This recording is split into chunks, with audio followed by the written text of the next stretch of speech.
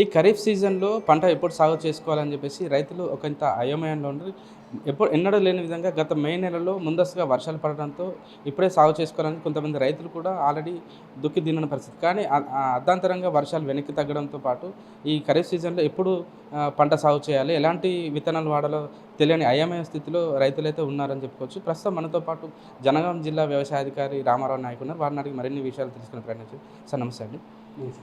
గతంలో ఎప్పుడు లేని విధంగా ముందస్తుగా వర్షాలు పడినాయి. మే నెలలో పడినాయి సార్. కానీ రైతులు కూడా వర్షాలు ముందస్తుగా వచ్చిన కొంతమంది ఆల్రెడీ దుక్కు దున్నుకొని సాగు చేయడానికి సిద్ధంగా ఉన్న పరిస్థితి. కానీ మళ్ళీ వర్షాలు వెనకెళ్ళాయి. అసలు యాక్చువల్‌గా ఖరీఫ్ సీజన్ ఎప్పుడు స్టార్ట్ అవుతుంది? రైతులకు మీరేం చెప్తారు? ఓకే అండి. ఈ సంవత్సరం మీరు చెప్పినట్లు కొద్దిగా వర్షాలు ముందస్తుగానే మనకు మే చివరి వారంలో అంటే జూన్ ఫస్ట్ వీక్‌లో కొద్దిగా పడడం జరిగింది. కానీ ఎప్పుడైనా కానీ రైతులు ఒకటి గుర్తుంచుకోవాలి, కంపల్సరీగా 2 వర్షాలు పెద్ద వర్షాలు పడినప్పుడు ఏదంటే మనకు భూమిలో ఉన్న వేడి మొత్తం పోవాలి. సో దాని తర్వాతనే మనం విత్తనాలు వేసుకుంటే బాగుంటుందని చెప్పేసి నేను రైతులకు తెలియజేస్తున్నాను. అదేవిధంగా 2 వర్షాలు గట్టిగా పడ్డ తర్వాతనే విత్తనాలు వేసుకోవాలని చెప్పేసి వ్యవసాయ శాఖ నుంచి ప్రతి ఒక్క రైతుకి మేము సూచిస్తున్నాము. సో ఒక 2 వర్షాలు అంటే ఇంకొక ఈ జూన్ 15 వరకు మనకు ఇంకో పెద్ద వర్షాలు పడే అవకాశాలు ఉన్నాయి కాబట్టి దాని తర్వాతనే విత్తుకుంటే బాగుంటుంది. జనగామ జిల్లా వ్యాప్తంగా ఓవరాల్‌గా మొత్తం ఎన్ని ఎకరాల్లో వరి సాగు జరుగుతుంది సార్? మొత్తానికి మన వరి సాగు అనేది జనగాం జిల్లాలో 2,15,000 ఎకరాలు మనకు సాగు అవుతుంది ఈ సంవత్సరం అని అంచనా ఇస్తున్నాం.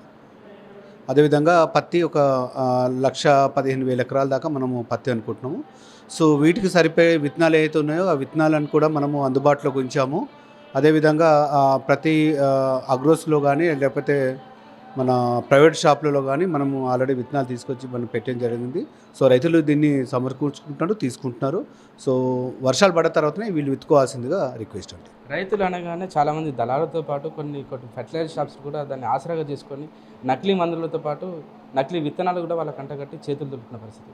ఇలాంటి నకిలీ విత్తనాలను నకిలీ ఏదో అసలేదో రైతు ఎలా గుర్తించాలి?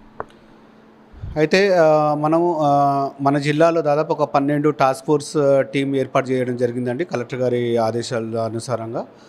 దాంట్లో మన తహసీల్దార్ అంటే రెవెన్యూ డిపార్ట్మెంట్ నుంచి, అదేవిధంగా పోలీస్ డిపార్ట్మెంట్ నుంచి ఎస్హెచ్ఓ అంటే లోకల్ ఎస్ఐ, అదేవిధంగా మండల వ్యవసాయ అధికారి, ఈ ముగ్గురు కలిపి ఒక టీం ఏర్పాటు చేయడం జరిగింది. ప్రతి షాప్లో ఏదైతే మన లైసెన్స్ డీలర్ ఉన్నారో వారి షాపులు అన్నీ కూడా తనిఖీ చేయడం జరుగుతుంది. సో ఎక్కడైనా కానీ మన ఎక్కడైతే రిజిస్టర్డ్ షాప్ ఉన్నదో, ఎవరైతే లైసెన్స్ తీసుకున్న షాప్ ఉన్నదో అందులోనే ఈ విత్తనాలు తీసుకోవాల్సిందిగా రిక్వెస్ట్ అండి. అండ్ అదేవిధంగా నకిలీ విత్తనాలు అని చెప్పేసి అంటున్నారు. కొంతమంది దళారులు దీన్ని రైతులకు అంటగట్టే అవకాశం ఉంది. కానీ రాత్రిపూట ఎవరైనా తీసుకొచ్చి ఇచ్చి ఈ విత్తనాలు మంచి అని చెప్పేసి అన్నీ ఒకవేళ తీసుకొచ్చినట్లయితే అవి తీసుకోకూడదు. అదేవిధంగా లూజ్ విత్తనాలు ఎవరైనా ఒకవేళ మీకు ఇది బాగుందని చెప్పేసి అక్కడక్కడ అమ్మడానికి ట్రై చేస్తూ ఉంటారు రైతులకు. సో అటువంటి విత్తనాలు తీసుకోవద్దని చెప్పేసి రైతులకు సూచించడం జరుగుతుంది. అదేవిధంగా బట్ట బ్యాగులు అంటే ఏది లేకుండా దాని లేబుల్ లేకుండా ఏం లేకుండా మామూలుగా గోనె సంచిలో కానీ బట్ట సంచిలో కానీ ఆ విధంగా తీసుకొచ్చి పెడతా ఉంటారు బయట నుంచి. సో అటువంటి విత్తనాలు కూడా తీసుకోకూడదని చెప్పేసి రైతులకు విజ్ఞప్తి అండి. ఒకవైపు మీతో పాటు టాస్క్ ఫోర్స్ పోలీసులు కూడా నకిలీ విత్తనాలపై ప్రతిసారి కూడా చర్యలు తీసుకుంటున్నారు. ఎప్పుడు పెద్ద మొత్తంలో మొన్న కూడా రీసెంట్గా నకిలీ విత్తనాలు దొరికిన పరిస్థితి. వాళ్ళు కూడా ఏదైతే క్వాలిటీ అసలైనవి ఉంటుందో వాటి నమూనాను పోలే విధంగా హోలోగ్రామ్స్తో పాటు ఆ డిజైనింగ్స్ లేబుల్స్ కూడా అదే విధంగా తయారు చేసి రైతులను ఇదే అసలుదని చెప్పి నమ్మించే ప్రయత్నం చేస్తే రైతులు కూడా గతంలో కొన్ని మోసపోయిన పరిస్థితి. ఈ సందర్భంలో మీరు ఇన్ని కఠిన చర్యలు తీసుకున్నా కూడా అసలు నకిలీ అనేది ఎక్కడి నుంచి వస్తుంది, ఎక్కడ లోపం జరుగుతుంది? అందుకోసమే మేము ఏం చెప్తున్నాం అంటే ఎక్కడైతే రిజిస్టర్ అంటే ఎక్కడైతే లైసెన్స్ డీలర్ ఉన్నారో, మన జిల్లాలో దాదాపు 230 లైసెన్స్ డీలర్ ఉన్నారండి సీడ్స్ కానీ. సో ఆ డీలర్ల దగ్గరే తీసుకొని ఖచ్చితంగా రసీద్ అనేది తీసుకొని ఆ రసీదులో ఏంటంటే ఏ కంపెనీ మీకు ఇచ్చారు, ఏ కంపెనీ యొక్క లాట్ నెంబర్ ఉంటుంది, దాని లాట్ నెంబర్తో సహా దాని షాప్ పేరు ఉంది, ప్లస్ ఎంత అమౌంట్ ఏందనేది మొత్తం మళ్ళీ అందులో ఉంటుంది. కాబట్టి ఖచ్చితంగా రసీద్ అనేది ఖచ్చితంగా ఆ రైతు అనేది తీసుకోవాలి. అండ్ ఆ రసీదు లాస్ట్ పంట కాలం అయినంత వరకు వారి దగ్గర ఉంచుకోవాలని చెప్పేసి రిక్వెస్ట్. అండ్ అదేవిధంగా రసీద్తో పాటు ఏదైతే మనం బ్యాగ్ అంటున్నామో, ఏదైతే మనం విత్తనాల బ్యాగ్ అంటామో అది కూడా మీ దగ్గర పెట్టుకున్నట్లయితే మనము అక్కడ ఉన్న లాట్ నెంబరు ప్లస్ మన రసీదులో ఉన్న లాట్ నెంబర్ని మనము ఉందా లేదా అనేది చూసుకోవడానికి అవకాశం ఉంది. ఒకవేళ ఏమన్నా పంట రాకుండా ఉండి ఏదైనా నష్టం జరిగితే రైతులకు డెఫినెట్లీ మనము ఆ డీలర్ల పైన కానీ అదేవిధంగా కంపెనీ పైన మనం ఖచ్చితంగా మనం యాక్షన్ తీసుకోవడానికి అవకాశం. ఇన్ కేసు ఏదైనా నకిలీది అని చెప్పి రైతులు గుర్తించిన తరుణంలో వాళ్ళు ఎవరిని సంప్రదించాలండి? అయితే మీకు మండలంలో వ్యవసాయాధికారి ఉంటారండి, అదేవిధంగా డివిజన్ స్థాయిలో అసిస్టెంట్ డైరెక్టర్లు ఉంటారు, ప్లస్ మా జిల్లా స్థాయిలో మేము కూడా ఉంటాము.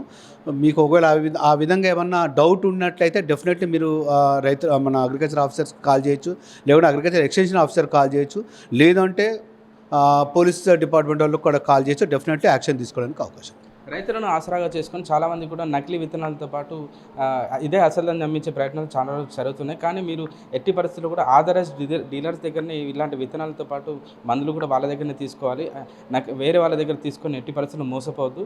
మరో వారం రోజుల్లో వర్షాలు కూడా సమృద్ధిగా కురిసే అవకాశం ఉన్నది కాబట్టి భారీ వర్షాలు రెండు భారీ వర్షాలు పడిన అనంతరం మీరు ఖచ్చితంగా కూడా దుక్కు దున్ని సాగు చేసుకోవాలని చెప్పేసి జనగామ జిల్లా వ్యవసాయ అధికారి చెబుతున్న పరిస్థితి. కెమెరా పర్సన్ భిక్షపతితో రాము మెగనంటి వరంగల్.